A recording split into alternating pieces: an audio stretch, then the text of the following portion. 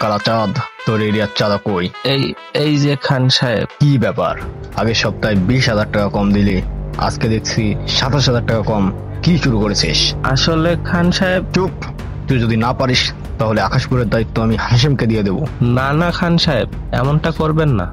আসলে লাস্ট কিছুদিন ধরে চাঁদাবাজি ঠিক মতো হচ্ছে না। মানুষ সব এখন পকেটে পকেটে ক্যামেরা নিয়ে ঘরে, সবার চোখ এড়িয়ে চাঁদাবাজি করা একটু মুশকিল হয়ে যাচ্ছে। আর লোকে চাঁদাবাজি করছে না নাকি?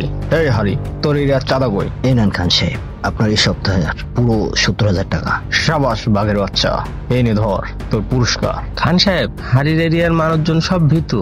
এই তো গত পরশুদিন দিনে দুপুরে রাস্তার মাঝে এক ব্যবসায়ীকে খেয়ে দিল, তারপরও ওর নামে কোনো অভিযোগ নেই, কেউ কোনো কথা বলার সাহস পাইল না। আর তাছাড়া ওই এরিয়ার পুলিশ থেকে শুরু করে ক্ষমতাশালী সবই ওর হাতের মুঠোয়। এর জন্য পরিচয় লাগে, বুঝলি? পরিচয়। ক্ষমতা ঠিকঠাক ব্যবহার না করতে পারলে চাঁদাবাজি করতে আসিস না, বাসায় যে বইয়ের আঁচলে বসে থাক। তোদের সবাই আমি এত এত পাওয়ার দিলাম কি মুড়ি খাইতে নাকি?